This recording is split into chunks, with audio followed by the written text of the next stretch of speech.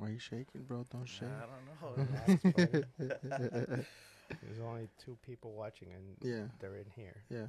Okay, It's only cool. I open it here down here, so it looks like we have viewers, We need to buy some bots in India right? or Pakistan or anywhere else. Anywhere. When I used to stream when I was a gamer, I used to pay for that. Just don't tell nobody. Used to pay for your viewers. Yeah, as a bot, it would give you like 20 viewers because when people see that, they're like, oh, okay. Something must be interesting. Something they must be talking about something interesting in there. Nice. We're on.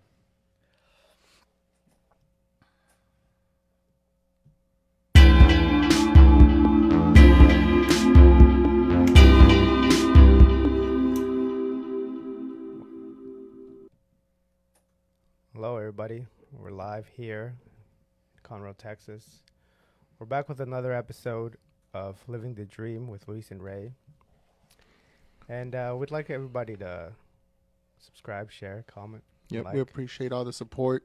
Continue to share. I mean, we do this podcast to bring information to you guys, bring guests in here that have professional experience with their industries and ideas that they can share with you guys. Entrepreneurs, business starters, enthusiasts, anybody who has an interesting in anything particular. It doesn't have to be professional. It doesn't have to be something that everyone is doing. It can just be something unique, or it doesn't have to be anything unique. But today, in today's episode, we have Texas Paper Plug.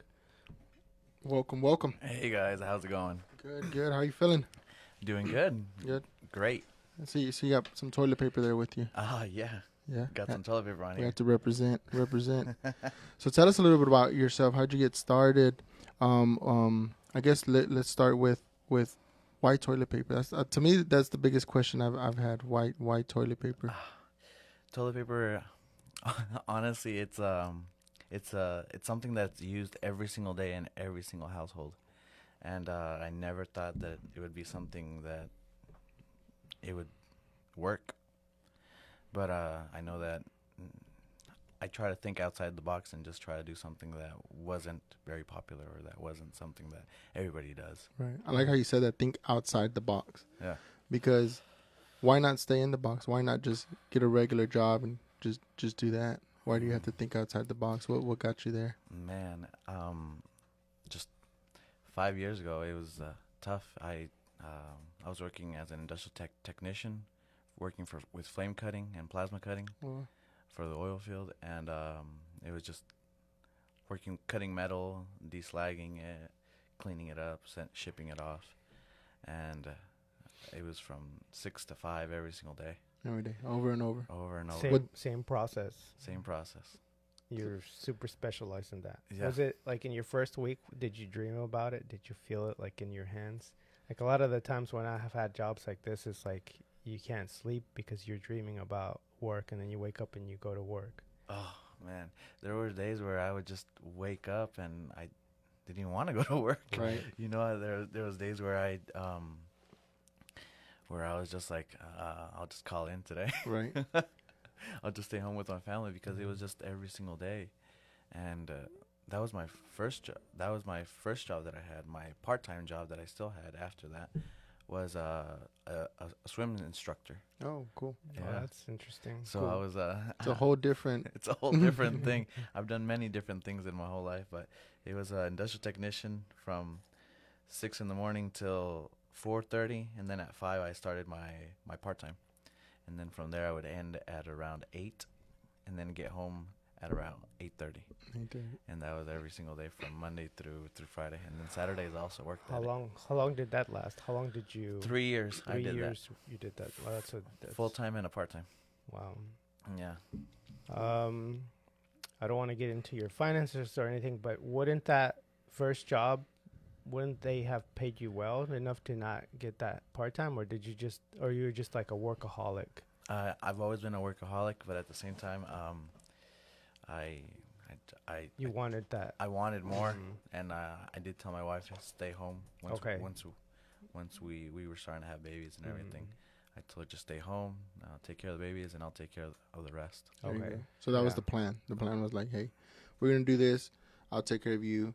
And you take care of our kids. And we're good. Ready to go. Yeah, And that's what motivates you to continue to go. When you Yeah. didn't feel like going. yeah. You're like, hey, I got a little guy over here. Oh man, yeah. Your daughter's firstborn son? daughter. Daughter. Daughter, that's what I thought. Ellie. Ellie. She's 4 years old. She's amazing. She's learned so much. She's learning a lot, and she just talks to us like an adult. Yeah, and Sometimes. you have to talk to them like they're adults, and then some of the things that they say they don't understand. Right? Yeah, yeah. Well, that's why. Yeah. Well, that's good. So, so you're doing that. And you're just doing it over and over and over again. Mhm. And at that point, is that like you're like kind of getting tired? Like, what else can I do? My daughter's been born. I want to be there a little bit more. Yeah. You went 3 years, and at the 3-year mark, what changed? What clicked? At the 3 year mark, I told myself on a Sunday night, I told myself, I'll give you a whole week until Friday. I'll give you a whole week to let go of both of your jobs. And if you're not a man. You're just pumping myself up from Sunday night all the way to Friday. But did you have a plan? I had not really.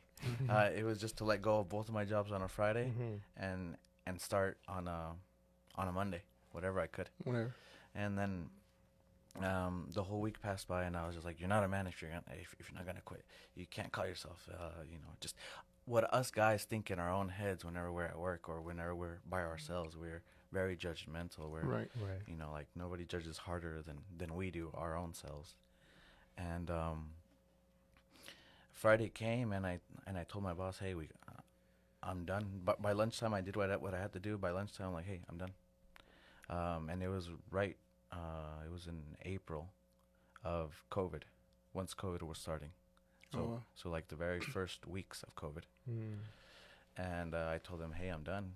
And he's like, Were you worried about COVID or no? no, No, you didn't really think. no. Yeah, because I think April was barely the beginning. All it started. Yeah. Mm-hmm. March is April, and then Yeah. May was like Yeah. bam. Yeah. I left my 3-year job in February Mhm. before COVID. Mm-hmm. Didn't really think anything of it, but you were in the middle of it. Yeah, like it was really kicking off at your Mhm. point. Yeah, yeah. And I let go of it. And then once I waited in the parking lot of my second job, waited just to finish it out. And then by 8 o'clock, I told them, "Hey, I'm done teaching here." And they're like, "Oh, is it because of COVID or is it because of anything?" I'm like, "No, I just don't want to be here anymore." And then going back to my first job that same day, the manager, the shop foreman, told me, "You know that they're hiring at HEB as a bagger boy, right?" Yeah, and I was What? like, "What?" So I was like, "No, That's Because you left? because I wanted to leave." Oh, okay. Mhm. Yeah, they thought you can't get anything you can't get any Yeah. better than this. That's, Exactly. Yeah, I was gonna say it's kind of like a little Yeah. shot at the end. Like, Yeah, yeah, wow. Sometimes they say that because they want to leave too. maybe. Yeah. He's been working there for Mm. forever. And he's like, He did it. he did it and I can't do it. And I'm just going to give him some of my suffering. Yeah, gonna give him some pain as he leaves. Yeah. Wow. So you leave your first job and you go to your second. And I like that you at least went to your second job and finished it and then tell them, right. It wasn't like, hey, I'm not coming in today. No. Sorry. No. That shows a lot. Yeah. So then what happens? Saturday comes, you start planning, or you're just like, you know what? I'm just gonna deal with it Monday morning. No, Saturday I wake up and I'm like, once I wake up I'm like, I don't have jobs anymore. I don't have an income. We had saved up 2 or 3 months of savings Hmm. because I knew that if anything would happen, then I Right, could right. rely on it. And then once COVID started hitting, I more than anything I cut off everything that I could. I cut off cable. I cut off we only kept Wi-Fi, but I cut off everything that I could that wasn't gonna be extra income or Right. that I needed in order Mhm. to pay stuff. That's interesting that you did all that, because when companies go on shortages or they have to run lean, they do that, right? They start doing layoffs or they start cutting down cost. Mm-hmm. And it's interesting that a family or a marriage should be the finances should be run like a business. Like Of course. you should have a budget. you should have expenses, you Mhm. should have vacation money, you should have all these money. Like there should be a CFO Yeah. in your company. Yeah. And it's interesting that you do that because that's how you should do it. But some people don't, and then they just go with the wind, Exactly. and then the wind takes them too. Yeah. Yeah, they sit there and they're like, all right, I'm good. For instance, your case, that guy, I've been here so many years, I'm good. We'll just live it. Like, we'll pay this now, and then Friday I get a check. Yeah. And then, we'll go on a trip, and I'll figure it out when I come back because we get a check when I come back and stuff like that. And I was there for a little bit before when I was younger, something like that. Like, hey, let's go to Austin. Like, I don't got the money, but I did go overtime. Okay, yeah, let's go. Like, I got a check. And then, or, I took a random day off, and then my check would come in. I'm like, what the heck? I got to pay something. Yeah. And they're like, oh, I did take 2 days off to go do this. I'm like, dang it. But, Yeah.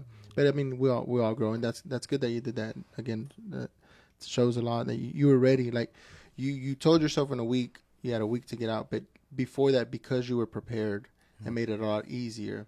Because I'm sure if you had, like, 2 weeks worth of savings, that Friday. No. Yeah, Yeah. it would have been a lot. It would have been a lot harder. But on both of my jobs that I had, I signed papers so then I couldn't get government help. So I cut those ties too. So basically, I cut off everything that was gonna be supportive. So then, just so I had that extra little push. You did that on purpose? I did that on You purpose. burned those bridges? I burned everything, just so then I couldn't get government help. Just so then, Is it because you know yourself that you know that you would go to those? I know that I could have. I've always known that I could be or become something that I've always wanted to be. And probably I'm still not even there yet, you know, and probably just like how we're here, we're not even there yet, maybe, and Right. you have to keep on working at it. But you had that itch of like since when? Oh, since I've 'Cause I know the feeling that you feel. like and right out of high school, probably I've always worked for everybody else, but I've always told myself one day I'll do my own thing one day. And then I started thinking about it more and more and more, and then that day finally came, and yeah, we cut down on our costs, we cut down on bills, everything that we could find that we needed to cut down, like Netflix, everything. I paid off most of the bills that I could, just so we could run lean like a business, really. And then from there, we didn't go out to eat or anything. It was just home cooked meals for the whole time of COVID, basically, once COVID started hitting. And then that Saturday, I woke up. I told myself, "What am I gonna do?" And then I remembered, right out of I was in my senior year. Once this is a whole different story, but once we got kicked out of soccer, all of the seniors, because we were done, so they sent us over to PE, sort of physical education. I'm like, well, I don't have to be there either, so I'll just get triple early release or double early release right even before lunch and just go to work. And I would go to the Simonized Car Wash, which is right next door. And that's where everybody was working as well back in the day. Yeah, I worked there for a while. back in the day, that was the whole soccer team. Yeah. I mean, it The was whole easy. soccer It team was just right down the road. ran a train through. The Seminites. Did you meet Harrison there? Yeah. Oh, okay. I met Harrison. Who else was there? Willie. I mean, Okay. Y'all had been playing together, right? yeah, I mean, Carlos, Argueta. All those guys were there still. So you remember that, or you thought about that, and you worked there for a while? I worked there for a whole year, a year and something, and I also got tired of it. Yeah. I also got tired of it because there was every single day, and I remember always chasing those 55 hours just to make 5 bills. I remember. I mean, when you put it to that, it changes the way you see it, right? Because you're like, oh yeah, I'm doing overtime, but it's like I'm doing 55 hours for $500. At 18, 19, you think, oh man, Yeah. that's a lot of Like money. I'm good. This is good. Yeah, because all you have is time at that age. Yeah. Yeah, it's like, what are you gonna go do? Go home and play Xbox, Mm-hmm. Yeah, like, right? just keep working. So then you thought about that you worked there, and what happened there is I went to AutoZone that same morning, like at 10 in the morning. They had a $25 bucket deal. They had I've seen those. the shampoo, like 2 or 3 rags, tire shine, and I think it was like an interior degreaser, like spray. Right. Comes like with blue napkins. Creo que también. Mhm. Yeah, I've seen it. Yeah. Those. It's a good deal. And it is a good deal. I'm gonna And- buy it right now. Sponsor. Yeah. Throw And one. those first 2 weeks, I only did exterior washes. No vacuum because I didn't have enough to buy a vacuum. So what are you doing? Are you posting? Are you just calling your friends? Is it mom and dad? Or It, you it know? was in the beginning. It was posting that I was starting to detail cars, but at the same time, I sent out to print 1,000 cards. Printed out 1,000 cards. My whole goal was to pass out 30 cards every single day. So in the morning, starting Monday, I didn't have anything. Starting Monday, I door knocked the whole day. I door knocked the first whole week. And I had 1 or 2 pop up. So you grinded. I grinded. You went out there and you knocked and you introduced yourself and this is Yeah. what I do and I got business cards and Yeah, I'm Wow. not here to. Well, I basically told him, hey, I'm not here to sell you anything, but I do auto detailing. I'm just starting up. Here's my business card. Call me if you ever needed anything. And I remember when I first started, I was charging just for the exterior, it was like $20. $20 just to bring my bucket, use their hose and everything. water. Wow. And then from there, I bought little cans here and there of what I needed. And the first month, that's how I went until I saved up enough with that same money. Mm-hmm. But I was still using my my savings to pay for my stuff. You were still running lean. Yeah. Yeah, you were still in the startup phase, so it's even leaner. Yeah. Because you have expenses now, and before it was like you were on cruise control. Yeah.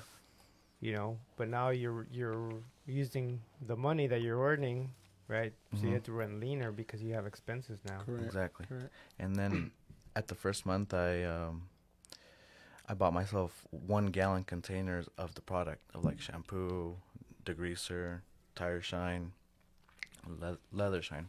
How come? It's cheaper.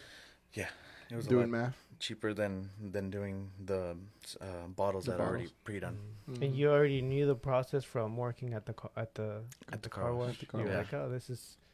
I know how they do it. I could do it at a smaller scale Yeah. on my own. Yeah. And how long did you do the detailing for? I did the detailing for 2 years. 2 years. First year was rough, and the second year you started seeing a little bit better, or The how first did it go? 6 months was rough. It was still grinding. I would try to find whatever work I could, from 8 in the morning, 7 in the morning till 4, and then after that at 4:30 I would start door knocking till sundown. Just 30 cards. It would take me probably like an hour and a half to get through some of the doors. Of course, the ones that said no soliciting, I would just respect Yeah. it, walk around. But I just kept on grinding every single day. Just neighborhoods, apartments, in lo que caiga. Yeah. Well, mostly neighborhoods because they had the water hose and everything. What did you see your return on those cards or things that you did? Did you notice that a lot of people called you, or did you, Yeah. like, out of, let's say 100, how many of them called you? I know that's a hard number, but It'd probably be like 5 or 10 in the Yeah. beginning. yeah. Yeah, like the first month. Once the first month hit, I bought the 1-gallon containers. I bought my vacuum and everything, and I wasn't doing interior details yet, either. It was just basics. And then I started charging $40 in the beginning for an in and out basic. Yeah, usually, I mean, in marketing, usually the percentages are very low, like 2 to Mhm. 5%. Yeah. Like on emails, it's like 1% now. No. It used to be like 20% when they first started, but Right. now it's like 2 to 3%.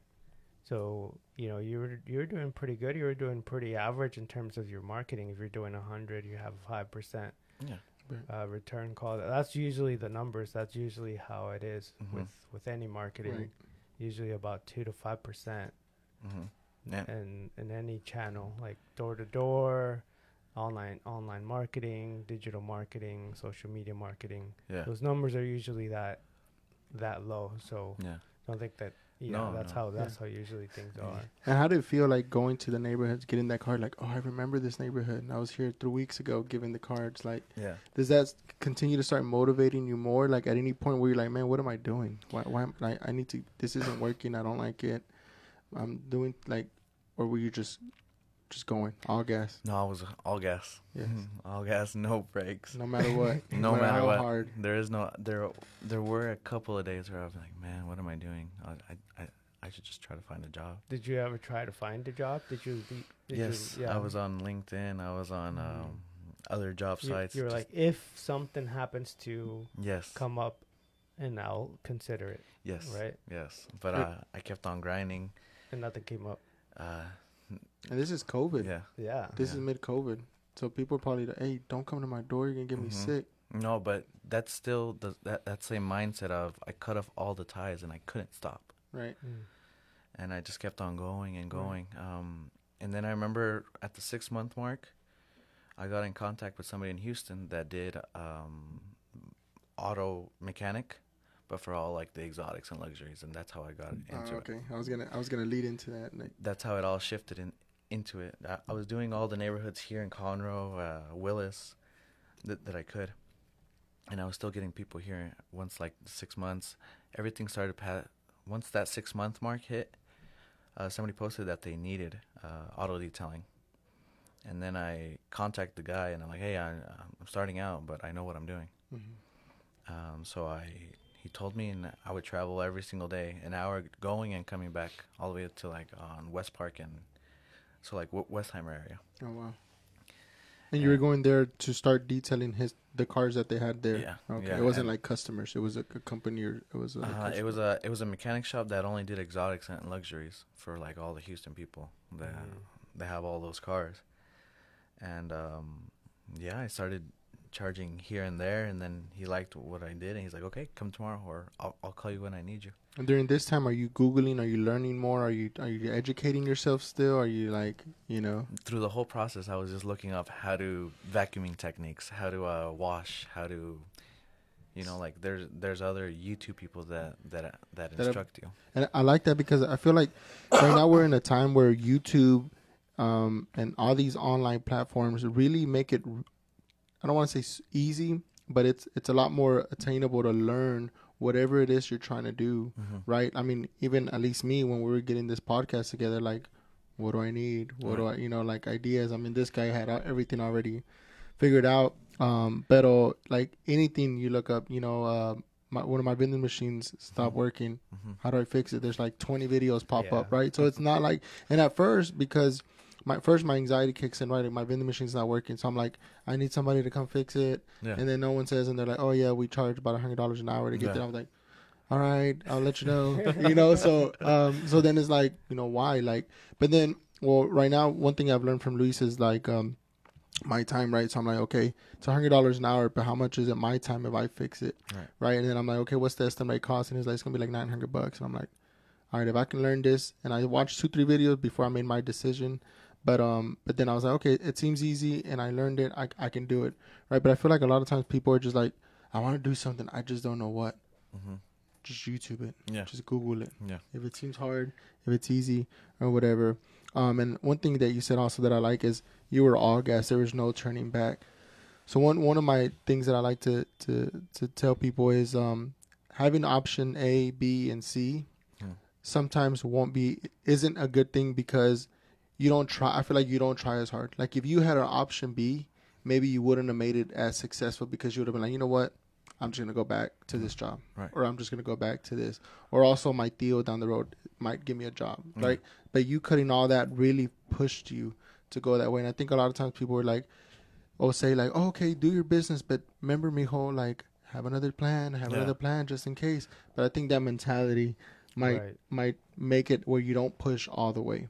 Right, so you did all that. You got into exotic cars, and I was gonna ask you that because I mean, there's a lot of detailing cars, but when I would see your posts, and I was like, man, this guy's doing high end cars, and it's not because a few years ago, I looked into how is it to wash cars. I was like, there's a way to wash a car and do it right, because you don't want to scrape it. Certain things you got to use because you end up scraping. I'm like, these are luxury cars. If you scrape that thing, that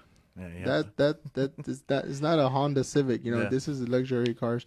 So when you're doing that, you start building your clientele, because I started seeing you going to different places locally here in the Woodlands and this and that. How did you transfer from what you were doing with that company to like, all right, now I can do it on my own. Now I'm going to post.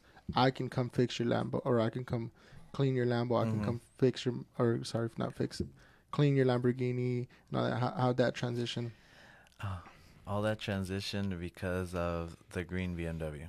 Well, it was white at the moment, but Um, so before I even let go of my jobs, a month before, on my 26th birthday, 25th, 26. How old are you? 28. I thought you were younger.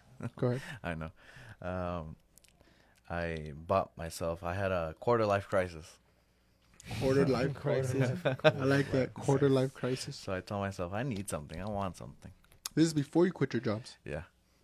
And This guy. I got the car, not knowing that a couple of months later I was just gonna let go of both of my jobs. That's a big detail you left out. Yeah. So not only do you have your bills and your family, but this car, I'm sure, wasn't cheap. I'm sure it's not. And the maintenance and everything on it. The maintenance was something else that I never looked into, but once I saw it, I'm like, I'm not gonna. You know, I like that you said that, because a lot of people will say things like that, right? Like, and I've talked about this before. They're like, Ray, you should get a new car. This and that. I'm like, nah, man. Like the car, yeah, maybe I can pay the monthly payment. No. But if I need tires or I need an oil change or I need like, that's where people don't think about. They're just like, oh, $400 or $500 a month or $600. I can pay that. My job, I make this, cool. Yeah, but 6 months, a year in, and stuff starts to break down. Like, it's gonna be pricey. You know, I had a customer here. Especially on a used car. Anything over 100,000 requires a full timing belt, all the belts, the suspension, the brakes, all the fluids. Yeah. And you're talking about, that's at least $3,000 just to do all that in a shop. Yeah. Correct. And you had a BMW, which is, you can't just That's go even anywhere. more. No. Yeah, you can't just go. I had a customer, I think she has a Volkswagen, like a SUV type, and she had a tire that popped on her. No. And she tried to go to a regular tire shop, and they're like, no, because tus llantas tienen a sensor, que no sé qué, and they have to be this and that. She's like, what? So she had to go to Volkswagen. Yeah. And then there was another tire bad. She's like, well, you need to get all four now, like, you know. And yes, you need, like, the rim was different. Something about the rim or sensors that it has, and it has to be a certain tire or something, because, like, it goes with whatever the software is programmed to do. Right. She's like, dang, that was like $1,600 that I was trying to just go get a flat fix. Yeah, and I'm like, people don't think about that. So you have all that pressure. You have the BMW. Those are your 20s, right? You're still 28. You're still 20 right now, but do you feel like of course you are, but do you feel like your early 20s was like just all gas and just whatever comes, and then there's a lot of things that you did, like maybe buy this car or things that you would have done a little different? My early 20s, once I turned, my once getting out of high school, I went to college for like a year because you're supposed to. You're supposed to, but it wasn't for me. Right? You're supposed to go to college? You should. Oh, shit. I like that. Yeah. And I tried to do the best that I could in classes. I just couldn't. I couldn't. I could write you a mean essay or a 5-page essay with the indentations and everything, but like math and science, I couldn't. I've always had trouble with math and science since junior high. I was never, and in college I wasn't even in college algebra. And you're paying for it now, so you're not doing good, and you got to pay for college. No. You had a. You had FAFSA, or you had a scholarship, or no? Just it grants, was just the grants that they. I did pull out one grant, and then it was just the rest. Just pay it off. Oh, okay. Yeah, it wasn't that expensive back then. Loans are no, like the classes like were a whole semester was like $900. Yeah. Well, to me, $900 when I was gone, I was like, man, I'm paying for this, and I suck at it. I gotta figure something out. Yeah, get a tutor, figure it out. And I gotta pay a tutor. I gotta get out of here. My pockets. I'm very. My pockets not. Yeah, and then eventually I'll go buy me a video game mejor. Yeah, mejor. I'll get you a video game. In college, I left it mid-semester. Dang. It was a whole year, and then I ended up with like a 2.1. But see, I feel like in our 20s, we have to go through stuff like that, right? You have to challenge, and you have to, I know better, and I'm going to do this, and I'm going to do that. But then there's a time where it clicks, and you're like, okay, now I'm 25-ish. Now I got to start figuring out what it is. I think, to me, that's the biggest thing. They try to jam pack, like at 18 years old, coming out of high school, you need to know what you're gonna do. Yeah, and that's like, bro, what? Nah, I'm free. Like, I want to go challenge the world. I want to go take over and work 55 hours for $500 and go to the club and Right. But I think there are some people that do it. that you do it right. By 18, by 21, by 22, they're done. They have a master's at 22, 23, Yeah. and then they're ready to make all the same mistakes that we do. But I mean, it's just different paths. I think. When I was knocking doors, I remember seeing people my age for auto detailing. When I was knocking doors, there was like kids my age, and they had a huge house, and I'm like, "Are your parents home?" He's like, "No, I'm the owner." Okay. I'm like, "Oh." So at that That'd be point, I was funny. like, "Can I just detail your car?" Yeah. Dang, yeah. You remember me? You used to pick on me. Yeah, you can detail my car. Oh man, yeah. No, it was. Yeah, those were the days where I was like, "Man, should I have gone back to school, or should I have?" Right. That's where like things start. Your brain starts. Correct. And I think that is very interesting because it's true. Like once you get to a certain age and you're like, what have I been doing? Look at this guy. He went to school with me and he's here. Or look at her. She's there. And you're like, I gotta definitely figure something out. And some were telling me like I work in IT or in I do with the computers whenever they like software or they do coding and stuff like that. I'm like, What yeah, Good I was for you, like, bro. Yeah, Good for man. you. Did you do that? Like when you started washing exotic cars, like, hey, bro, what do you do for a living? Oh yeah. Start asking them all those questions. It was great conversation starters. I was just telling, oh man, so like just talking to them and everything, and I would just tell them, man, I would wish I'd had one of these cars one of these days, and just talking to them about it. And he's like, oh yeah, you could, and I'm like, okay, so yeah, so what is it that you do if you don't mind me asking?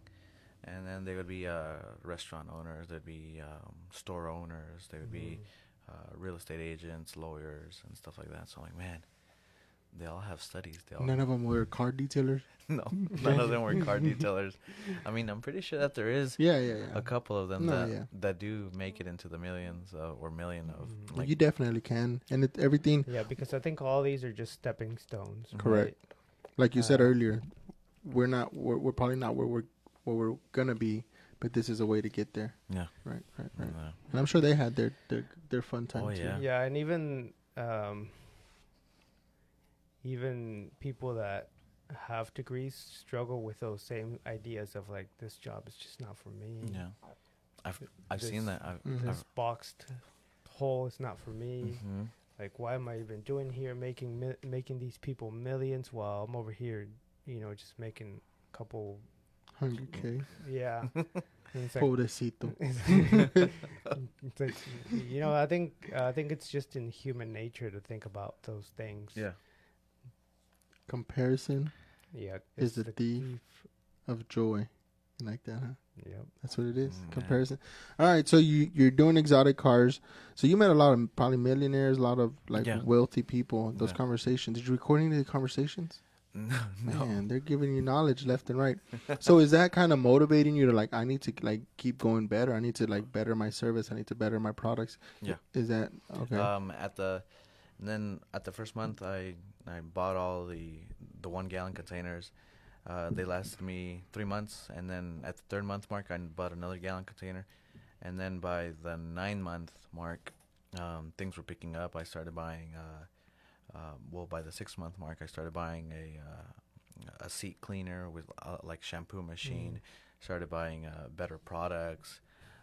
I bought little things in here and there that I thought would help me in detailing, but it was just a waste of money. Right. So then I'm just like, Gimmicky Yeah. things. Yeah. So like this is easier for the corners, and you're Yeah. like, this thing is hard. Yeah. That even fucking easy. Oh, man. Breaks. Fuck. what That I got hated me. the most was vacuuming pet hair, and sand. It was just hard. It took forever. Bro. I saw because I told you I was looking at videos. There's one where they hit it as they're vacuuming. Yeah. They like pound it Yeah. so it can like I said. I Yeah, know. I've watched some videos where they. You were gonna be a car detailer too. No, Oh, dang. I just some of them are. You know how they have like those satisfying videos where Yeah. they like vacuum and then you just see all of it just go away. Yeah. Yeah. Looks so perfect. You're like, Yeah. oh, I can do this. And Oh, they yeah. they brush the So like, suede or something. they make it in patterns. Yeah, Yeah. it's Yeah. like that's nice. But then once I started moving from like the 9-month mark, I was starting to get into more exotics. I was starting to get into more high paying customers. To That's where nice. I wasn't charging 40, but I was charging now 60. And Yeah, those were like the rough times. And I already burnt at the 6 month mark. I already burnt through all of Savings. my savings. Oof. So I was like, man, Pressure is on. yeah. So I had to keep on pushing, and I had to keep on marketing. I had to do better on Facebook. I told my wife, hey, can you help me with like the little pictures on Facebook? Just make it creative, like somebody detailing or like me detailing or stuff like that, and just put like little words here and there and something that pops up to the people. Whenever you start a job or whenever you do something, your wife's in it too. Does she help you do a lot of things? Like more of like the pictures, the marketing stuff. Mhm. Yeah, Yeah. yeah. And then from there, she would post everything for me, and I would just be working. And I would tell her, hey, if you get any calls, just direct them to me or something. Like that, just so it looked like we had an office, but it was just I like that. it You was gotta just fake it until you make it. Yeah. They say. you gotta fake it. And I don't think it's fake. I mean, it is faking it, but it's like you're working as if you were at an office, and you do have an office. I mean, Mhm. it's just not a building. It's just not a square. You know. Yeah, That's your it- kitchen it's- Yeah. countertop. because the people make it an office, right? Right. So it's like you have a person, secretary, admin, whatever you want to position that person, and then you have you, the owner, the worker, all that. Like it's a legit business. It is an office, Right. So you just have to make sure that you take all these principles that an office environment have, and then you apply it to yourself. Mhm. That I mean, it is kind of faking it, but it's not because you are that, you know. Correct. Yeah, and I just kept on going, and I started getting more into like paint correction and just trying to That's find bigger tickets, Mm. bigger tickets, and leave like the basic things behind. And is it crazy? To me, it was crazy, right? Because you're washing a whole car Mhm. and you're charging $40, Mhm. and then you get to the point where now you're doing exotic cars where you're just doing paint corrections, and you're probably making more Mhm. than you would spending that whole hour washing it, cleaning water, Exactly. and that corrections. Is the detail and I think the quality of work that you do Mhm. that changes. Yeah. So at any point where you just like, all right, I've hit the top tier. I'm doing exotic cars. I'm good. My family's good. Then I wanted to start learning more about tinting, and then also PPF, which would be paint protection film. It's Oh like yeah, I remember that. the plastic, just like think about it, is like your saran wrapping. Yeah. Right. It's like I've seen it. the I've seen paint. it in a Ferrari, and it was 20,000 to do it. Mm-hmm. He's like, Mhm. "Oh yeah, you see this?" And he would scratch it. He would Mm. scratch the car Yeah. with his key Yeah. and its headlights. Yeah. But the film would just go. Yeah, it would. It would just pop back up. Show off. Yep. What a show off. But And then yeah, those were other high ticket things that I wanted to do, because then once you learn how to do the detailing part, the tinting, the PPF, and I guess other like customizations on the car, then that's where you start making all the big bucks. Once you put all of that stuff All together. Mm-hmm. So you followed Luis's advice. Luis is like, stay within your business and just go like that. You didn't go like, you know what? Now that I'm good, I'm gonna go start Tinting windows. tinting No, that's windows probably at part of people's it. house. No, that's not No. part of it. No. No. Tinting windows on the car, but you weren't like, all right, now I'm gonna start pressure washing houses. Oh man. Oh wait, No, I did think about it, and like pressure washing too. Because and- you're already there. Yeah. Right? It's Just kinda the pull the same. cars out and yeah. Well, do what's under the car and above the car. I remember I was at getting closer to the end of my detailing experiences. I started blowing pine needles off of roofs. So I would jump added on. service. So Yeah. you would do the roof first, so you can get the car dirty, and then be like, oh, your car's dirty. By the way, I wash cars. That'd be good marketing. Yeah. So Start you from the roof, the car, then the driveway. there you go. See, Sabe? Yeah. You know what? We need to go back into that. Yeah. Pero, so you're doing all this, and then you're like, all right, I'm done with this. Mm. Why? How come? You're doing good. Keep going. Why Right. stop? Were you doing good? Was it Oh, yeah. paying enough for the bills and Yeah, like it was as paying a- enough for the bills. And for was it paying the BMW? It was paying the BMW. But more than anything, we one day we woke up and I got a call from some guy that was at a warehouse at a manufacturing, and he told me, hey, I need you to come detail my car, but I have 2 other cars that want to get detailed. So we were there half of the day detailing the cars, And then he told me, hey, would you like to make extra income? I'm like, how? Yes. More money? Yeah. Yes. And then he's like, well, come Good inside. thing you didn't say who. Yeah. How? Right? Who do you need me to take care of? So he's like, come inside. And then we went inside, and Show me the money first. and then he told me, look, this is what we do here. And it was toilet paper and paper towels at the manufacturing place. And he's like, the owner flies in from Miami every Wednesday and Thursday to check on his business. Oh, goals. Mhm. I need you to come tomorrow and detail his vehicle before he gets here from his plane when we have to go pick him up. I'm like, well, my whole week is already filled up. Can we move for some other days? Like, do you want to make extra money or not? Oof. So then that's when I was like, I do. I was like, okay, give me a couple of minutes and I'll move everything around. So I started Is calling. that when you called me and you're like, hey, Ray, I'm not coming? I think it was No. that day. You understand, right? Yeah, I understand. Yeah, you got to make money. And then I came over the next day. We came over the next day and we started detailing his car. He came out and he checked it out. He's like, okay, come inside with me. So he took me to his office. Oh, so was that like a test almost? Like, all right, it looks Maybe. good. Yeah. You did good. Come on. Mm-hmm. Nice. Uh-huh. And he's like, let me pitch you my deal. Is that whenever he saw you and your dad together? Yeah. So that's when we started jumping in with my dad.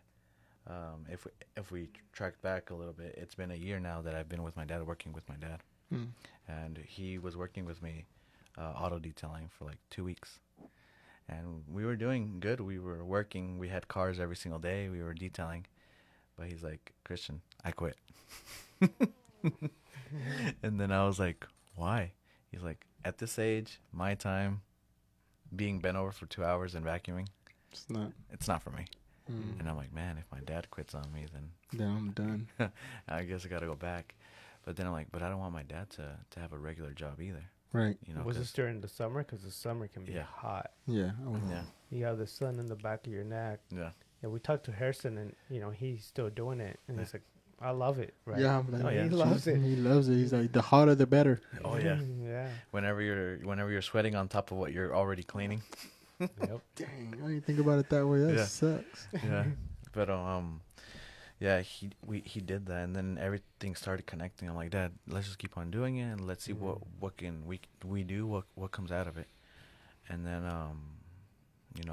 I'm a Christian as well, so I started asking God. Like I try to have the best conversation that I can with Him. It's not every day, or if it's not every week, but at the same time, I try to talk to Him like if He was my actual parent. Because I like that. He is. And from there, just the toilet paper came up. So he brought you into the office, and he told you that this is the deal. This is the deal, which would be production balance or overstock, Mm-hmm. which is you get to have Class A or Class B. Class A being from pallet already ready to go, Mhm. if you need to sell it like that, but you don't have the permission from the companies, big name brand companies, to sell it because you're not authorized. Mm. So what you have to do is Something. put it into your own packages. Mm. I'm like, how am I going to do that? He's like, figure it out. Yeah. So I'm like, okay, well, so we went to Walmart, and I'm getting ahead of myself. So then once that day ended, my dad and we both put in $100 each, and we bought overstock, Mhm. and then we took it home and like, how are we gonna get rid of this? I like that. And then he's like, and then we're like, well, we got a 13 gallon trash liner, and then we put them in there, and they're like, that looks horrible. It was just a tube going up, and like, that's horrible presentation, everything. It's not good. And then we're like, and then I'm like, well, we have to get a clear bag or something. And that's how the clear bags started coming in. The first month it was What just color were the regular bags that you Black? said? They were black. no, they were The white? the white ones, the stretchy white ones for Oh. like the trash cans Okay, that we have in our houses. Yeah, Mm. with the little red string. Esos, and it looked Or horrible. yellow. Uh huh. Yeah. Yeah, it looks like a bag of trash, right? Yeah, you're like, hey, you want Hey, bag of trash? in the beginning, Toilet paper. What? the first weeks they were asking us, "Are you giving those out for free?" I'm like, oh, pero we still kept on detailing, and we had those trash bags with toilet paper in on the back of our seats on my truck, and every detail that we did, we would offer it to the people. Hey, would you be interested in toilet paper towels? This what else we do. Mm-hmm. And they're like, some of them would say no. Some of the one or two people would say, "Oh yeah, cool." And then so how do you sell them? Do you sell the whole bag, or do you sell rolls, or how do you package them? Because you have to package them, right? Right. We have to package It's part of the So deal. do you package it? Because if you package them smaller, then you can make a larger profit. But if you package them larger, then you have to sell them a little bit cheaper. Or Mhm. how is it that you package them? Now we package them into clear bags, and we do bundles to where it's competitive with the actual stores. So you looked up the market value, and you're like, okay, we can't go over this because then people would just go buy it at the store. Exactly. But we can't go under this because then we won't make a profit. So Exactly. you kind of went in between or a little bit Mhm. under because you don't have the overhead of, let's say, a big box store with Right. all the production and all that. Exactly. So then we started. The first week it took us a little while to sell the toilet paper. The first month it took us a while as well to start. With that same money, we would keep on reinvesting it just to do that. But we kept Smart. on detailing, and then it came to a day where my dad's like, "What do? We do this or that?" Right, because you can't. I mean, you can do both, but you're spreading yourself very thin. It's Yeah. like I tell That's- somebody. That's good. You have more money coming in, no? You But can focus. That's how I see it. You have 6 months. You can focus on something every day and Yeah. finish it, or you can spread it out and not finish it in 5-6 years. Mhm. So it's like you squeeze it all in and you make sure you focus and that's it. Or you just spread it out and you just do a little bit at a time and you get nothing finished. Yeah. For me, it was more Full of. of tact. I'll attack you here in a bit.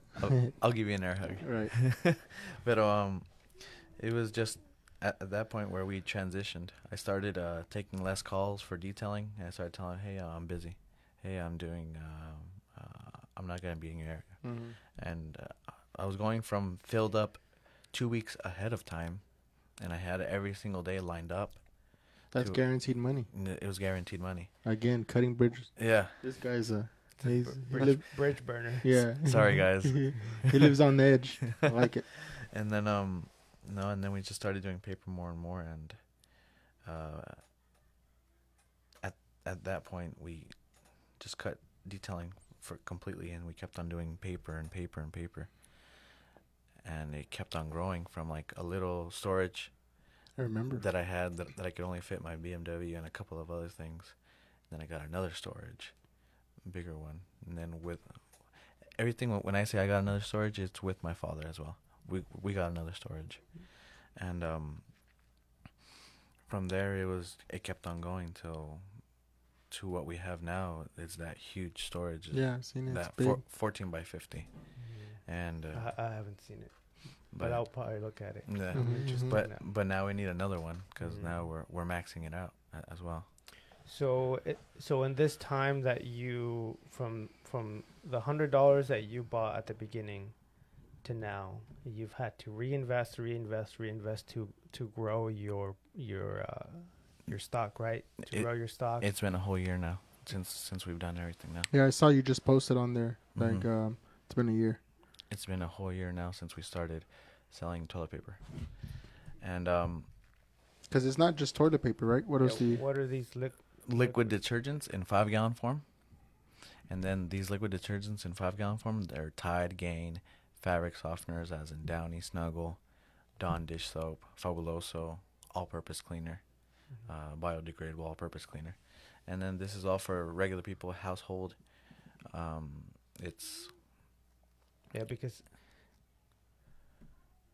I don't like having to buy these little tiny containers that are like $5, $6, and then you just ran out so Yeah. fast, and you're like, why can't I have a big container where I can just take it out, Yeah. and last me a couple of months? Why Mhm. don't I have to go every single week to the store to get something that I'm gonna need all the Right. time? Right. And I know that's the companies, the big box companies, doing it so they can make profit. Like Yeah. that's how things work. But you're the kind of like the person that's bringing these things, like these larger items, so people can also have that. Right? It doesn't Wow. have to be just the big box stores selling you small packaging. Show them the.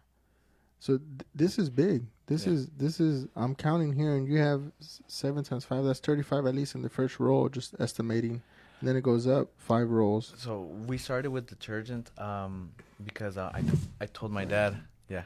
You can see it. I told my dad we He posted it. Oh, yeah, you're right. I told my dad we need to start finding something else because it just toilet paper wasn't making us all the money Right. or at all money. It was just we were both together trying to figure it out and being at the same spot. Mm. We would post up at pop-ups at the same spot together because at first we were nervous, we were scared, we were like, what's gonna happen? So we were both together, selling together, and then Like scared of people robbing you? yeah, Or just people to go in there and just say, okay, like, give me all your toilet paper. hey, you never know. There's Hey, actually, Put was it- this still put it in COVID? my Because semi- COVID, yeah. that would have happened during That would COVID. happen, You yeah. would have got jacked, bro. No, this was everything was already the detailing portion already passed. The COVID was almost halfway and Yeah, because if more. it's been a year, yeah, it's Yeah. already over the hump. And yeah, and we started seeing, man, what else can we do? So I'm like, detergent, something that people use every day, just like toilet paper, Right. And so we started getting a bucket here and there, but then we're like, man, Is it still from the same supplier, or you started thinking about? we got it from our first supplier, and then it would be to the point where we had to get it every 2 weeks. So it was like, man, it starts getting expensive, and so we have to figure out a way how to cut costs. This is a big warehouse. So then once we did it, I started talking with my dad. I'm like, Dad, we need a jump. And he's like, okay, what do we have to do? He's like, well, we have to take in a little bit of cost. And what we did is we ordered a 18-wheeler full of detergent. In the beginning, we would go through 50 buckets of those in a week? In 2 weeks. 2 weeks. So it would sell out in 2 weeks. And we were trying to figure out what we needed more and more. And then eventually we got to the point where, since toilet paper wasn't making enough money, we needed a filler to boost our margins, to boost our sales. A filler. Mm-hmm. Like a third product. Mm-hmm. Or Okay. a second product, which Okay. would be the detergents. Is it because you said you didn't have enough sales on toilet paper, or you Yeah. just didn't? It just wasn't making enough profit. It was making profit, but it wasn't making enough sales. Hmm. So you didn't have like your whole week filled with like sales and orders and sales and orders. No. In the beginning, it was just pop up, and wave at people, try to get their attention. Come by over here. Yeah, one time I passed by and he tried to flash me. We were there by La Luna. That's where I would pass by. Yeah. I think that's where you started because I remember I would pass by and I would see your dad. Yeah. Because you bought a box truck too. My dad. I got a box truck. Yeah, he got Yeah. a box truck. And And then, that's how we started. So at first we took in the portion of the box truck. We started buying detergents, 50 of them every time, and then we would have to go with the box truck to go go fill pick up it up. for more. And then at that point we're like, we have to stop this. We have to save. We have to figure out a way how we can save more and grow our margins, but just try to make more money. Just try to save more money and make more money. right. So cutting costs as always. And then we bought a whole 18-wheeler, which was 900 buckets. Ooh. That was like the first time that we spent big money. And then was that on the same supplier, or did you? We finally, the supplier told me, and I finally started saying, well, I started asking him certain key questions. At first, we were trying to figure out if this was going to work, the detergent. But then we noticed that it is gonna work. So I had to figure out who or what or where I can get it. Right, because you like whenever you start figuring out a branch of an industry, you're like, okay, if this person is doing this, if this is one supplier, can't be the only supplier. Exactly. And it can't be the only supplier for this type of thing. There has to be more for other things. Exactly. And if you're already in this industry, you understand the logistics. You can say, okay, I can understand the logistics for this, how things move. Mhm. So let's just do that and apply for another thing Right. that is in the same. Right. So we had to cut out the middleman. I mean, it's business. I'm sorry, but Right. we told him. I told him, hey, in person, I told him, hey, we're gonna stop buying from you because we have to move on. But at the same time, I hope that we can be friends. In the beginning, he told me, "Oh no worries. We're gonna still be great friends." But like by 3 days, he blocked me. He blocked Screw me. this guy. Yeah, he blocked me from Facebook. He did everything. He blocked me from his phone number and everything. Cutting bridges again. Yeah. Ching guy. But it was more of, and I told him, look, dude, I'm not gonna take any of your clients because those are your clients. I don't know any of your clients, but what I do know is that we're gonna be far away from you, because this was South Houston. We're gonna be far away from you, and we're not even gonna be stepping on your toes either. So this guy's a huge distributor for the Houston area or Texas area. Ooh. So I was like, well, look, we're not gonna be doing anything. We're just gonna do it for ourselves. We're not gonna be marketing.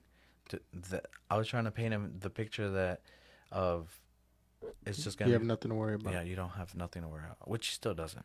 You know. For now.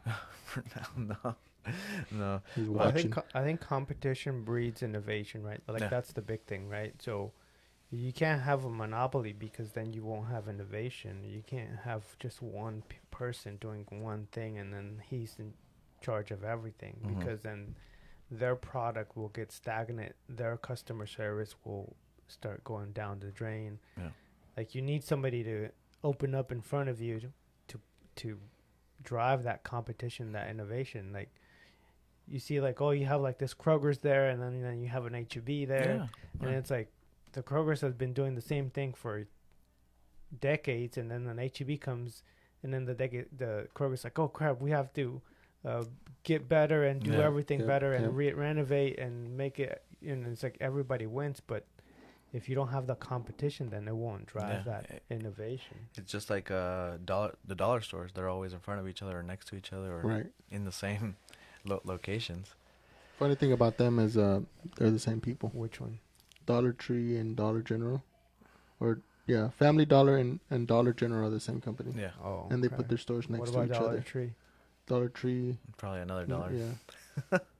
Because even going towards I have stocks on both of them. Going towards Louisiana, there's one that it's the same building and it's cut in half. And it says Family Dollar. In Cut and Shoot. Yeah, and then it says Dollar, like same company. So I think I'm gonna open another smoke shop and just put it right here, and then we'll be two different. Yeah, competitors. I'll be my own competitor. Smart. But you won't tell anybody. But I won't tell You anybody. create So we'll just block create this out. A rivalry. There you go. So you're doing all that. Business is going good. You're about a year in. You call it freezing pot. Because this one's melting pot. That's a Freezing pot. genius idea. Because you're freezing your brain, right? Yeah, exactly. No, you're not. Wait, no, you're not. What? Man. So you're doing all that. Things are being successful. You're at one point. I want to bring this part up. So at one point, you're growing. Your brain's going, and you're looking at a location. Right? You wanted to find a location. Yes. And what happened with that? To post up. Or to have a storefront. Right. The storefront, we were looking at a location just so then, because we were running from the city of Conroe. We have been running from the city of Conroe, or they've been chasing us too. Just because in the city of Conroe, since we don't sell food, we can't get a permit to sell inside of the city of Conroe. And I've already tried all of this.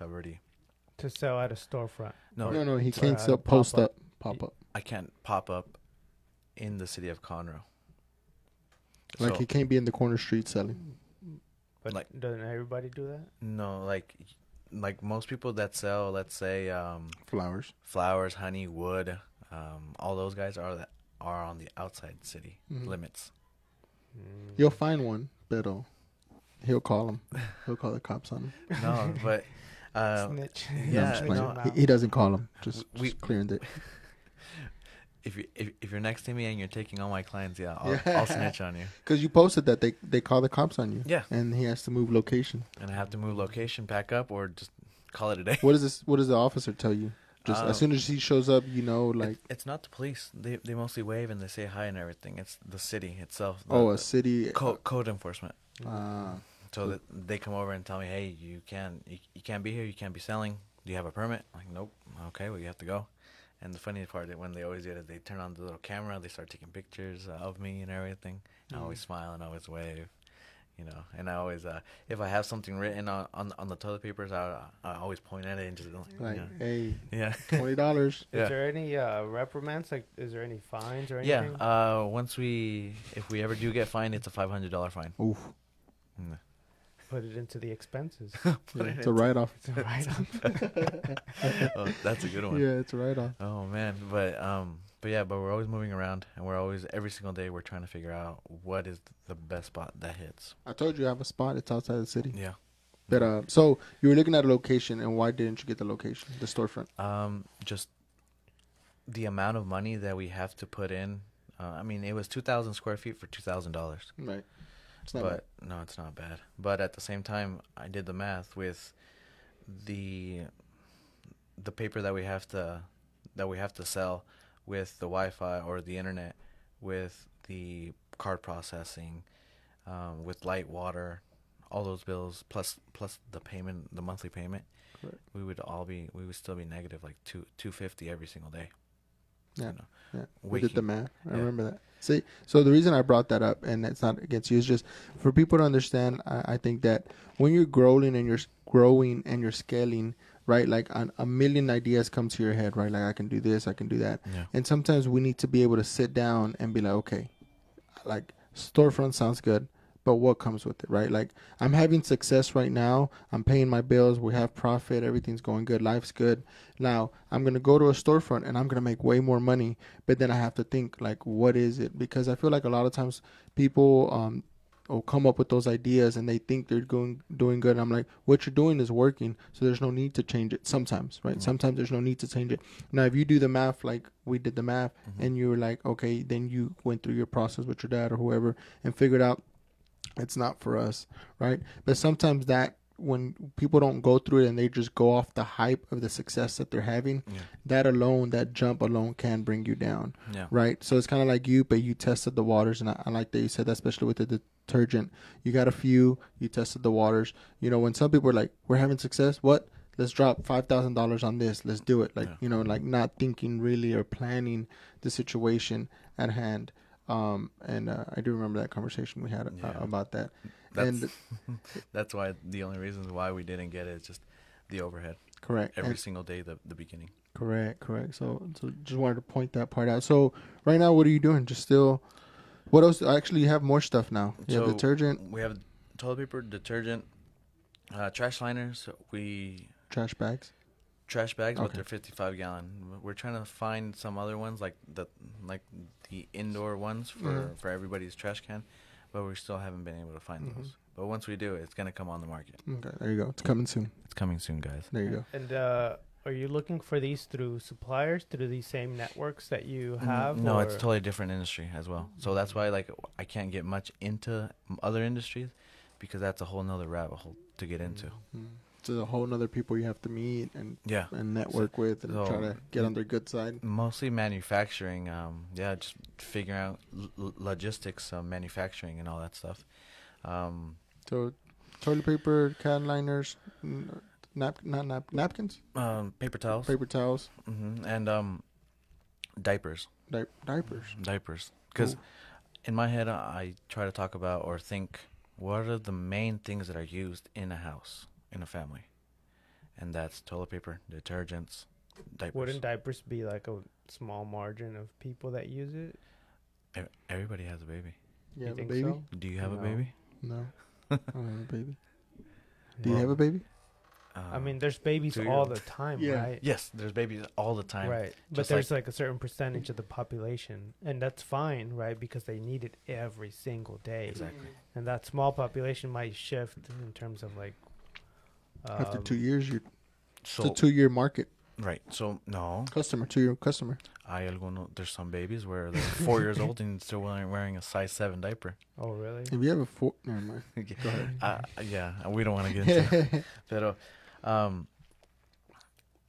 man, there's just so much.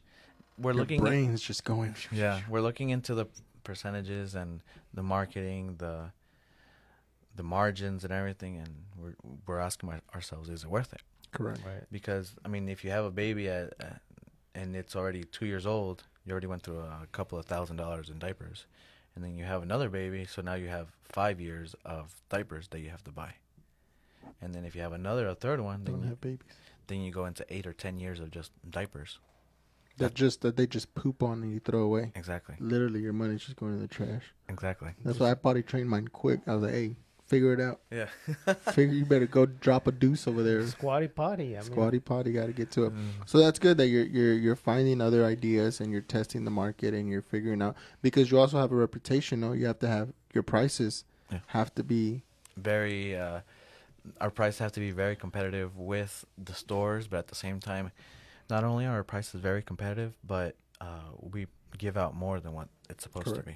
in quality. Quality. I remember a client yesterday. He bought toilet paper from me. Our bundle is 45 double rolls for $20. 45 rolls for $20, guys. Yeah, it comes out to 44 cents a roll if you want to do the math. Oof.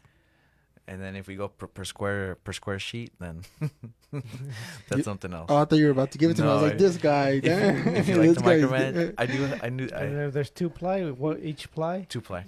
So each ply, then how much is that? Damn, How much is one it's ply? like 0.001 cent per butt wipe. Yeah. There you go. So what we try to do is save you the most money with quality as well. Still, and So you didn't just get cheap toilet paper, the one that. I mean, we can have 1-ply regular toilet paper for those that have offices and stuff like that. The ones that wanna. I need that here because look, this Yeah. is nice, but these guys, I don't know Run what's up with the through it. employees. They fucking, I don't know what they're eating. And you know what? I do get on them. I'm like, guys, like Jesus, like 1, 2 squares. I know they're trying to wipe their butt with the pillow or something. Like, relax. Pero, he had another toilet paper bundle from the actual store. It was Angel Soft, and it was 12 rolls. And I asked him, "Hey, are you cheating on me?" Oh shit. I always ask my clients whenever I see toilet paper. They go to the stores, they buy something, and then they buy some toilet paper towels, and then they come to me and then, oh yeah, I need this. And then I always ask them, "Are you cheating on me?" They're like, "No, why would I?" And then I tell him, "How much did that cost you?" And then he gets his receipt. He's like, "For 12 rolls, it was $14." What a deal. Yeah, what a deal. And I'm like, $14 for 12 rolls, and I'm like, right here it's 45 for 20. Oof. He's like, that's why I'm coming to you, because at first, the first few days or like the last 2 days, I couldn't find you. And business card, I lost your business card. He was like in his 60s. Or he is still in his 60s, right? Se murió this morning. God dang. Oh man. Pero yeah, he's like, that's why I always come to you, because I know that I could count on you to save me money. And that's the satisfactory that Is that the difference? Like I was gonna ask, is that the difference between you working for somebody and working for yourself? Like, Yeah. Is that where you like right now? Are you feeling burnt out? And like, are you feeling like you did whenever you had that job? No. Right now it's Because it's the same thing every day, no? it like is the- the same thing every day. We have to wake up. We have to go to the storage. We have to fill up the trucks. We have to You're either. probably working more now than where you were working in your. We are working a lot more, but we get to breathe a lot easier. And you decide when Oof. to breathe and when to stop and when to go, right? Yeah. And I think that's the difference, because a lot of people it's like, oh, I want to be my own boss. It's so easy. So easy. Easy money. But you didn't realize that it's a lot more work than working like, say, a 9 to 5, a cush job where you just handed everything. 9 to 5, 5 o'clock. You don't think about it. Go. No. But then but then it's like you don't have that freedom to say. I mean, you still get a paycheck, you know, Right. you still get everything, but just having somebody not breathing down your throat, or your back, and I telling was you, like, hey, dang, you how are have they to. breathing down your throat? Dang, this that's for the night podcast. We'll The say night that one. But yeah, just having that luxury of Freedom. freedom that, oh, I could take my kids to school, Oof. you know, or I could have breakfast with my kids on a Friday, Saturday, Monday, Tuesday. You know, I remember when I first started, it was so awesome, just the thought of I could have breakfast with my wife at 8 in the morning, 9 in the morning on a Wednesday. But with all that great responsibility comes a lot of work, hard work. A lot of work because you got to build it. You got to build it, and we're Yeah. still not And done you were, building. yeah, you were. I would be like, Yeah. man, this guy's always in my story. Jesus Christ, when is it gonna stop? Hey guys, I'm right here at 105. I'm like, Yeah. man, but look at you. I mean, Yeah. you're doing good, and I think that's what people don't see. I mean, with you, it's easier because we see it on your stories and stuff like that. But Mhm. a lot of times, be like, oh wow, look at your success, look at what you're doing. Like, yeah, but you remember me 2 years ago making all these posts, sitting in the sun, Yeah. you know, trying to sell it, and now you've grown to add other inventory. And it's not even that. Like, we've already talked about your history, right? Mhm. We've already talked about how long it's taking and the decisions that you've had to take. And a lot of people aren't willing to do that. They're not Right. ready. Right. They're not willing to say, I'm going to drop everything. I'm going to say, I'm going to quit my job. I'm going to just, quit and say whatever happens, happens. Yeah. And that's a hard decision. And because you is. have to put your family through a lot, It is. right? Yeah. You had to Yeah. put your family through running lean, through not having all these, because you had to cut down on your lifestyle, and a lot of people that's all they know is that lifestyle. Yeah. Right. And I think that's one of the hardest things of this new era that we have now, because us growing up, we didn't have, well, all we had was like MySpace, you know. It was more of like getting to know each other or like hanging out with our friends from school, but on MySpace. But then once this era of like Facebook, Instagram, all that, It's a lot faster. it's a lot faster now. Life's a lot faster, and The era of the algorithm. then you start seeing, oh man, you know, that guy's doing well. He's like 3 years old, younger than me, 4 years, 5 years younger than me, and he's already a millionaire and stuff like that. It's people are aspiring to have lifestyles that sometimes they can achieve Right. for the same purpose of reality is different than what you see in pictures. Yeah, Right. there's sometimes that I post pictures that with exotic cars and everything, but sometimes it's just bluff. Why? Because that people like to see Mhm. your lifestyles. People like to see all that, and that's what Those aren't all your cars? no.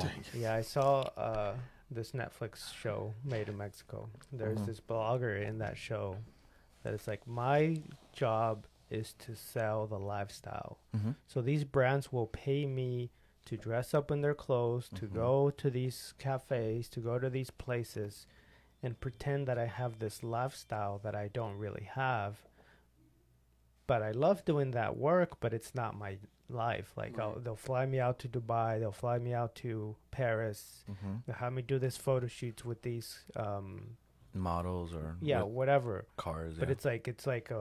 it's a job. It's Right. not their lifestyle. Mm. They undress, They get give it all all that, back. yeah, get it all back, and then they go back to their little apartment Yeah. where they don't have to post that. Exactly. Right. They don't have to post their closets. They don't have to post their, their real car. They don't Yeah. have Bank to post account, their bank nothing. account. They don't have to post how they, but in social media they sell the lifestyle. Right. Exactly. And everyone's just eating it up, saying, "Oh, I want that," but they're both in the same place. Right. You know, Right. Right. It's all fake.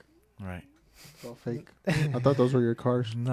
I Damn thought it. you had a garage full of exotics. Yeah, I Oh, thought you were yeah. like, these guys got a car. I'm in the wrong business. No, pero más que todo, it's sometimes you want that lifestyle, so you aspire to have that lifestyle. There's some people that get into debt because they want that lifestyle, but getting into debt is not gonna help you achieve that lifestyle. It gives you that. It gives them, I think, that comfort for now, with not thinking on you're gonna have to pay that back. Like, it feels good right now. I just went to go buy me a Louis Vuitton bag. but then now I'm gonna have to pay it for the next 12 months minimum payment. Do you and have then it with stress you? about it, huh? Do Yeah, you it's have back here. Oh, right. But I put it on there because then people watch it. But I think that's the biggest thing, and I like that you brought that up because, like I'm a risk taker, Yeah. so I do things like that. Luis isn't a risk taker at all, but I don't go to that extreme, right? I'm a risk taker within my means. Memes. Memes. Within your memes. Yeah, But you then- have like a library of memes, and you're like, I'm taking Actually, this I risk. really do. But I think that's the biggest thing. Where people sit there and they're like, because I want to have that, I'm just gonna swipe, and I'll figure it out later. But then it's like, but now all my friends see my new bag. Mm-hmm. They don't know that I'm stressing and don't know how to pay it now. But I look cool. Right. I'm hip. I'm in the moda. Yeah. I think what you're saying, I feel like it's not reality, but then I go out and I see it, and I'm like, never mind, it's real. It's very- out there. It's very, very true, especially when I start meeting and talking to people, right? I'm very mathematical, right? So I do the math instantly, right? Like seeing what's going on, what's around them, what they're driving, what's going. I'm not judging, right? It's two different things, but I'm just like, man, like You're just seeing what observing, Yeah, observing. observing, right? So it's just like, man, I try to tell the wife and everything. It's like, man, like we can have that, right? We can go get a badass BMW right now, pero pa qué? Like Yeah. just so I can pay it Yeah. for what? Like Whenever I had the BMW, I only drove it on the weekends. I thought he was a millionaire. This No. guy got me. And then Nah. nah. He did. Or there would be a month where I didn't even drive it. No, yeah, gas. Mm, Because you gotta put high end gas también, no? Yeah, but it was just like, I'm not even gonna look at you. Yeah. But going back to all that, having a business, I still pay myself like if I was an actual regular job. Oof, I like that. You know, I still pay myself $12, $14, $16 an hour. Yeah, that's a lot. Pero a la misma vez, Guy living the life. Just living the life. I Oh, pay yeah. myself $9 an Ooh. hour. Jesus Christ. no, but No, yeah. I have to pay myself a little bit more because, you know, Because you're the boss. I have to provide Yeah, of For course. the- I know. I mess with for you. I the, mess for the with you. family. But the rest, all that goes in. So there's weeks where I do live paycheck to paycheck because I have to reinvest it, and at the same time I have bills, and then there's bills that I didn't know that pop up, like taxes or like, Oh, yeah. you know, That's or like another thing. It's like another thing of the business is the whole administration part mhm. that you Dude. don't know. Like, you know how to buy and sell things, or you know how to do detailing, but who's gonna manage the marketing, the operations, the finances Yeah. whenever we barely know how to do the actual work? Right. You know, and it's like that's for me. That's the hard part is understanding The learning the experience. big how it doesn't just take one person to do everything. Yeah. Mhm. And we're getting to the point where we have to start evolving again. This upcoming year, we would like to start credit card processing since we don't have everything. Mhm. You know, we're still learning, Credit card processing, like taking credit card payments. taking credit card payments and having a merchant. getting account. away from Cash. Zelle, Cash App, Venmo, but accepting cash. So you have a discount paying it with cash, but if you pay credit card, then it goes. Well, you can do that tomorrow. You can do that today. Yeah, Mm. yeah. Easy. Let's set it up right now.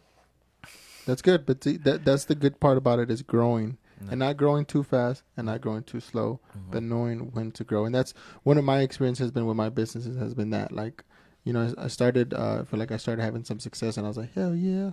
And then it's like, all right, now I need to invest the right way and I need to slow down a little bit more and figure out what's the next plan and which way to go from there. But Yeah, 'cause I've seen some businesses where it's like, dude, just get a better sign out in the front in your storefront, Yeah.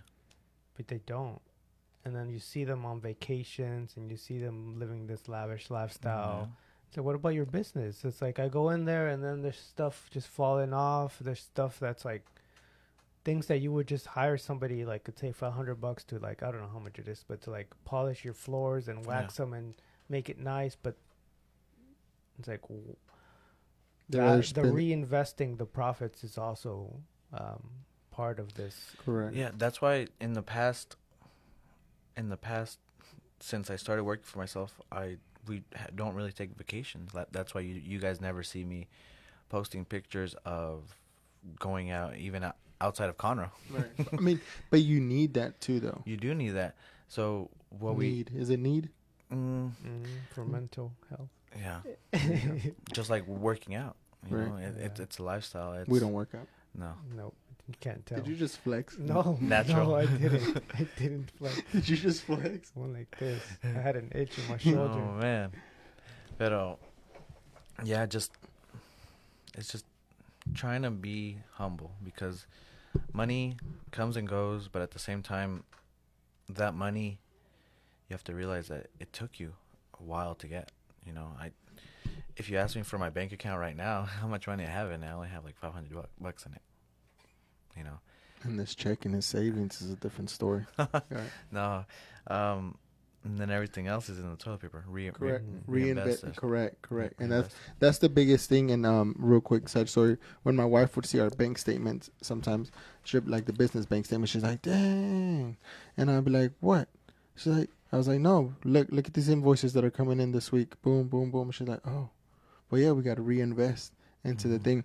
And what you said earlier about like fixing your storefront, customers like that. Like customers like to see you, and I've seen it, and customers have said stuff, right? That like you're reinvesting, and they like that, right? That a lot of times people think like nobody wants you to do good. No, people want you to do good. Right? You're gonna have your haters that don't want, but there's people that like are cheering for you and want you to do good. And when we do things at the store and you start painting or fixing, like, hey, it looks different. Oh, you got new shelves. Oh, this looks nice. And it's like things like that where it's like, okay, maybe like a month ago I switched all the tiles because some of them were stained, some of them weren't matching, and I switched them all.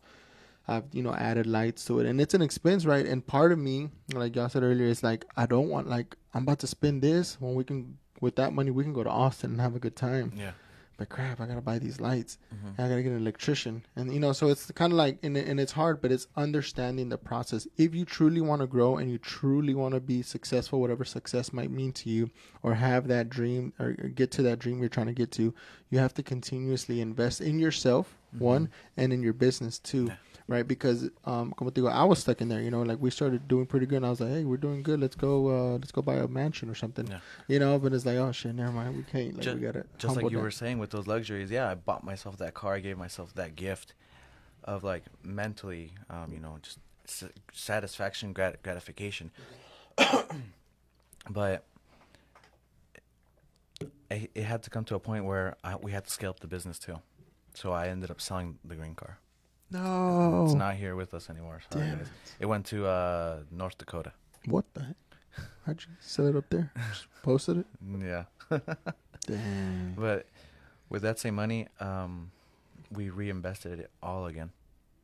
I paid off most of my bills, my debt, some of the credit cards, and then we got more product just to scale it up.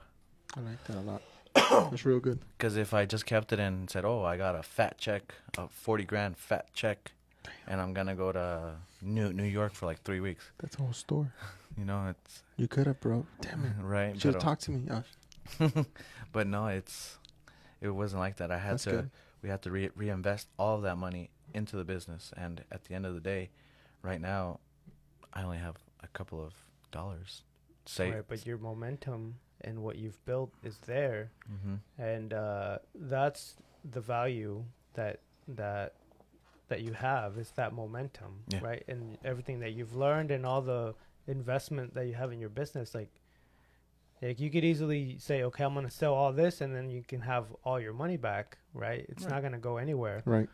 But your momentum is what where the value is at, and everything that you've invested into it is still there. It's a return. It's going to be a return. Exactly. Like in the beginning, when I first started selling toilet paper, I posted in I Love Conroe, which is a Facebook page. Oh, here. you're on there right now. Yeah.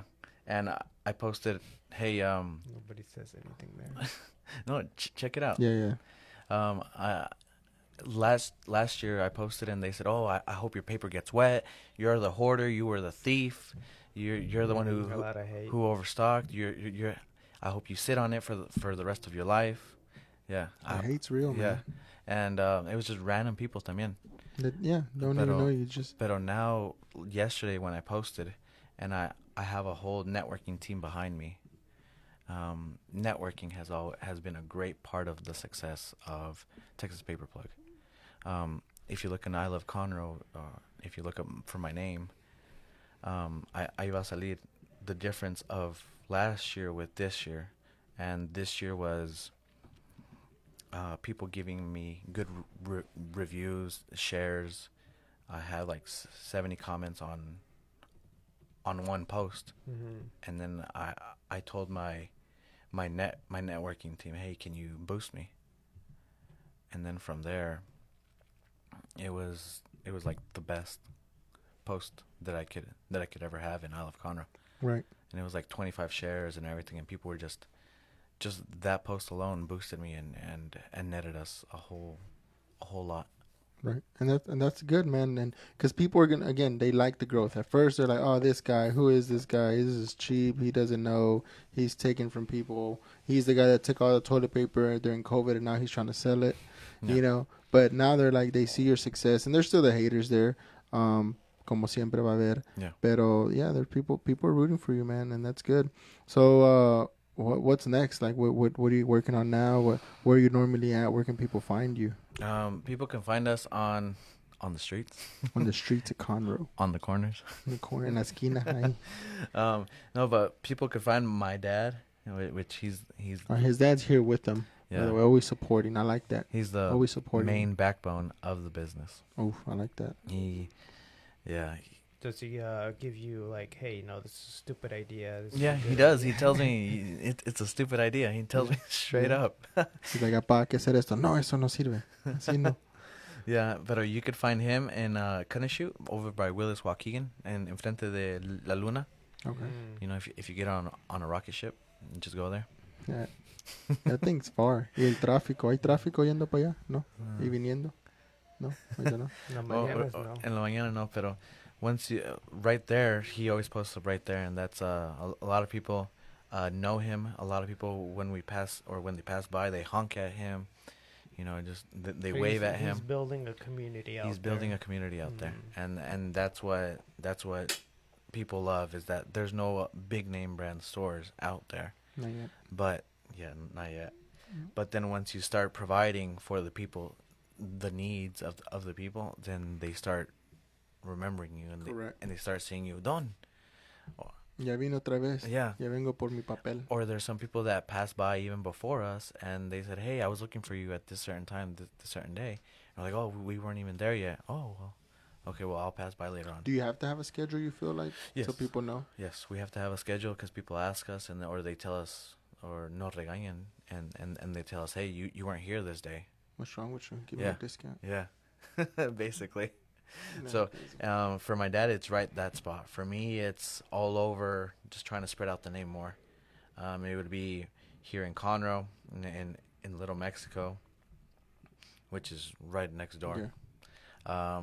Well, not Not right here. ne- yeah, I was like, Pero, y si no, So in you have to do it quickly because of the city, or no, it's just pop up every single day in a different spot.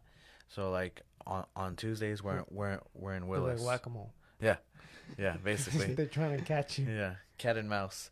On Tuesdays is in Willis. On Wednesdays it's in Montgomery.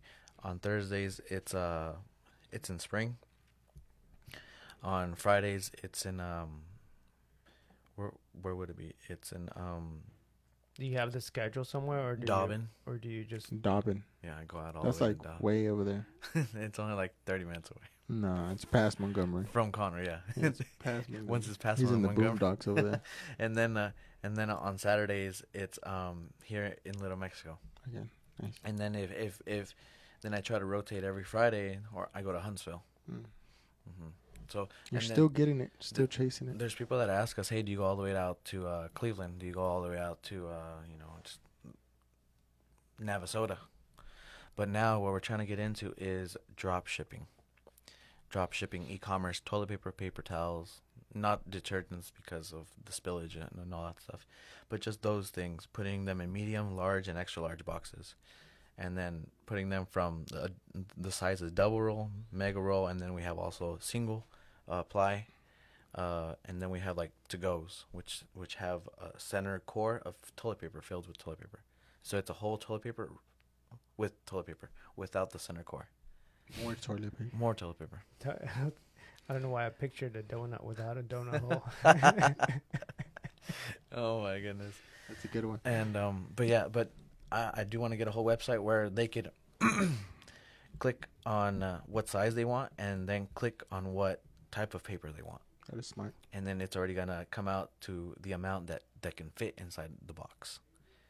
And then what we want to do is, since we're not ready to hire yet, but we are ready to move on into a different process of us working during the day and try to make money at night. I like that. It's good. And it would be more of like drop shipping. Yeah, just getting the orders from like 6 once we stop selling till 10 or 11. I don't know what people do at night, in the middle of the night, but They do a lot of crazy yeah, stuff. like buying toilet paper. And Buying toilet paper. While you're in the party, you're And like, then crap. And then would you deliver or would they pick up? if it's close by, I can deliver. Mm. If it's because there's people that are starting to ask us in Corpus Christi, in Dallas. There's people that are starting to ask us in South Houston. So once Hey, we get, don't go to South Houston, bro. Yeah, but the shipping for the toilet paper would be a lot, wouldn't it? Because it's such a big box. it is, but it might not. We haven't figured out the weight yet. Okay. But once we do and everything, then I people, mean, they'll still- probably pay the shipping. yeah, people still want that quantity with quality. You know, so I would say have that in mind, because if you're no longer getting it cheap because you're going to pay your shipping, then you might as well just go to a big box store. So yeah. I mean, again, math, figuring it out, Yeah. testing it out, Yeah. trying it out. and I do understand that the first month we might lose some money, but it's that process of going over and over and over and figuring out, is this going to work for us? If it is, let's go full force. Let's go at it. If it's not, then let's cut it back down, and it might be an option that we can just. It's an option, but it's Right. not recommended. It's not something that we would do. We would want. Smart. Yeah, because I do branding and website, right? Mhm. So in the websites that I provide, it's an e-commerce website. And in that e-commerce website, I use WooCommerce. I do need to get with you. WooCommerce is a platform. It's an open source platform that allows you to do unlimited amount of products. Mhm. Like Shopify, they have different plans too. Correct, Shopify, but they only do like 100 products, and then after 100 products, then you have to upgrade to $100 a month, and then after that you have to upgrade. With WooCommerce, it's a lot more upfront because like the developer has to set it up that way. But you can set it up where you can have your merchant account in there, and they can pay online. And they can also, like, your product can have different variations. So what people don't understand is, like, these 3 guys are together is one product, Right, with 3 different variations. Mhm. So you have them all under one product, and say it's the monkey dude, right? And then in there you select, do you want the guy with the closed ears, the guy with the closed mouth, or the guy with the closed eyes? Mhm. You select it on the drop or under the tick, and these could be like your 3 different rows: Yeah. big, small, medium. Yeah. But it's like a shirt, Exactly. right? And then you select it, it updates the price, it updates the description, the picture, everything is different. Changes, right? But it's all within one product. Are you trying to sell me right now? I mean, that's what I he's think trying I to- already sold you. Yeah, you already sold me. We're With gonna the Uh, monkeys. hey, monkeys. for the record, he didn't want these monkeys here, and But, he just made a sale with them. I'm just trying to say, like, a lot of people think it's complicated to set up an e-commerce store. You could Mhm. even do it yourself, but it is a lot of learning. Yes. But you do but, need me. But like anybody else, right? I could have somebody go and power wash my driveway, or I could Right. do it myself. Right. It's like anything. It's like anything, Yeah. Like right? earlier with the vending machine. Either I Yeah. do it or somebody else does it. Right. Mhm. Well, I'm just saying how it works. Correct. Right. Because some people are like, oh man, I want to sell all these things, but I don't know how. It's understanding how, and you don't even have to understand it. Like you can have somebody like me, or go to YouTube and type in how to set up a WooCommerce store. WooCommerce. I Woo. like that. But it does take some knowledge of like on which e-commerce platform is best for you. Mhm. And from what you told me, it's like I just gave you that example. It's Yeah. like that's how it would work. Mm-hmm. Beautiful. And I can set it up to where, and this for not just you, but it's an example for anybody trying to do an online store. It's like you can set it up where you can, whenever they type in their address, Right. and they type in their zip code, Mhm. it's like, oh, we offer shipping for you. We don't offer shipping for that zip code. Yeah. Right. If they Oh, type so in it's all shipping. automated. That'd be cool. Yeah. Yeah, It's like yeah. we don't offer shipping for 77 or 7 7303. somewhere in Austin. Nope. But we do offer shipping for 77301. Not shipping. Deliveries or Local pickup for 77301, 306, 304, local 303. pickup can work. Yeah. And then you just type Maybe in. we can work something out. Yeah. Yeah. We're all gonna sell you today. But those simple things that are pretty simple, but it's a lot harder for somebody to understand that it is possible. Right. And you can do it all yourself, or you can hire somebody like me or somebody like anybody else Oh, never mind. I don't do in that. the same industry.